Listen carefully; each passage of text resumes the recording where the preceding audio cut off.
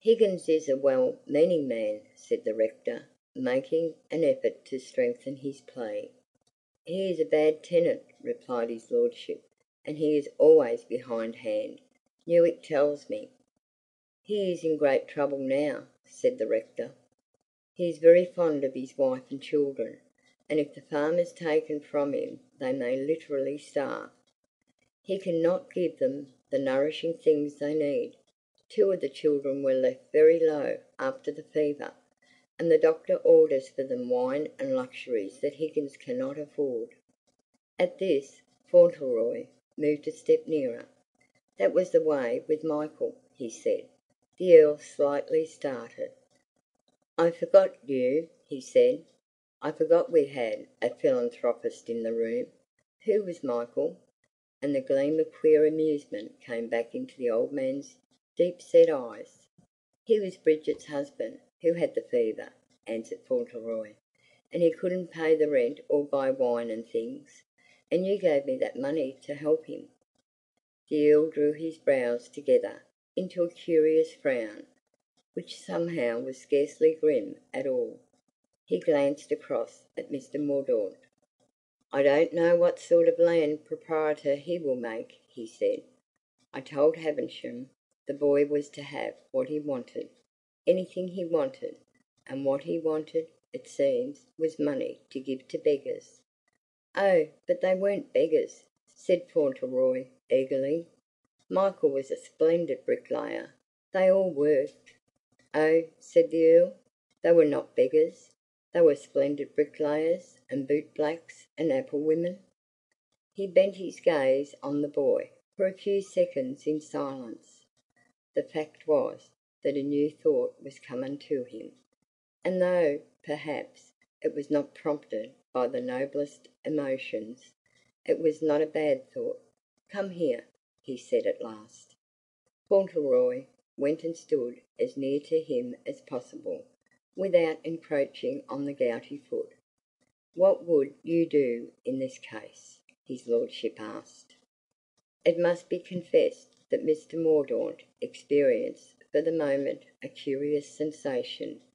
Being a man of great thoughtfulness, and having spent so many years on the estate of Dorincourt, knowing the tenantry, rich and poor, the people of the village, honest and industrious, dishonest and lazy, he realized very strongly what power, for good or evil, would be given in the future to this one small boy standing there, his brown eyes wide open, his hands deep in his pockets, and the thought came to him also that a great deal of power might, perhaps, through the caprice of a proud, self-indulgent old man, be given to him now, and that, if his young nature were not a simple and generous one, it might be the worst thing that could happen, not only for others, but for himself. "And what would you do in such a case?" demanded the Earl. Fauntleroy drew a little nearer, and laid one hand on his knee, with the most confiding air of good comradeship. "If I were very rich," he said, "and not only just a little boy, I should let him stay, and give him the things for his children. But then, I am only a boy." Then, after a second's pause, in which his face brightened visibly, "You can do anything, can't you?" he said. "H'm," said my lord, staring at him. "That's your opinion, is it?" And he was not displeased either. "I mean, you can give anyone anything," said Fauntleroy. "Who's Newick?" "He is my agent," answered the Earl, "and some of my tenants are not over fond of him." "Are you going to write him a letter now?" inquired Fauntleroy. "Shall I bring you the pen and ink? I can take the game off this table." It plainly had not for an instant occurred to him that Newick would be allowed to do his worst. The Earl paused a moment, still looking at him. "Can you write?" he asked. "Yes," answered Cedric, "but not very well." "Move the things from the table," commanded my lord, "and bring the pen and ink. and a sheet of paper from my desk. Mr. Mordaunt's interest began to increase. Fauntleroy did as he was told very deftly. In a few moments, the sheet of paper, the big inkstand, and the pen were ready. "There," he said gaily. "Now you can write it." "You are to write it," said the Earl. "I!" exclaimed Fauntleroy, and a flush overspread his forehead. "Will it do if I write it? I don't always spell quite right when I haven't a dictionary, and nobody tells me." "It will do," answered the Earl. "Higgins will not complain of the spelling. I'm not the philanthropist. You are. Dip your pen in the ink." Fauntleroy took up the pen and dipped it in the ink bottle. Then he arranged himself in position, leaning on the table. "Now," he inquired, "what must I say?" "You may say, 'Higgins is not to be interfered with, for the present,' and sign it." "Fauntleroy," said the Earl. Fauntleroy dipped his pen in the ink again, and resting his arm, began to write. It was rather a slow and serious process, but he gave his whole soul to it. After a while, however, the manuscript was complete, and he handed it to his grandfather with a smile slightly tinged with anxiety. "Do you think it will do?" he asked. The Earl looked at it, and the corners of his mouth twitched a little. "Yes," he answered. "Higgins will find it entirely satisfactory." And he handed it to Mr. Mordaunt. What Mr. Mordaunt found written was this: "Dear Mr. Newick, if you please, Mr. Higgins is not to be interfered with for the present, and oblige, yours respectfully." "Mr. Hobbs always signed his letters that way," said Fauntleroy, "and I thought I'd better say 'please.' Is that exactly the right way to spell 'interfered'?"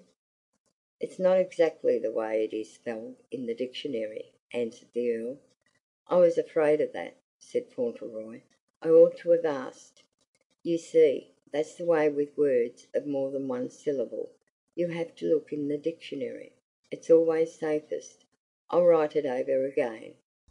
And write it over again he did, making quite an imposing copy, and taking precautions in the matter of spelling by consulting the Earl himself. "Spelling is a curious thing," he said. "It's so often different from what you expect it to be. I used to think 'please' was spelled Plees, but it isn't, you know, and you'd think 'dear' was spelt Dere. If you didn't inquire, sometimes it almost discourages you." When Mr. Mordaunt went away, he took the letter with him, and he took something else with him also, namely, a pleasanter feeling and a more hopeful one than he had ever carried home with him down that avenue on any previous visit he had made at Dorincourt Castle. When he was gone, Fauntleroy, who had accompanied him to the door, went back to his grandfather. "May I go to Dearest now?" he asked. "I think she will be waiting for me."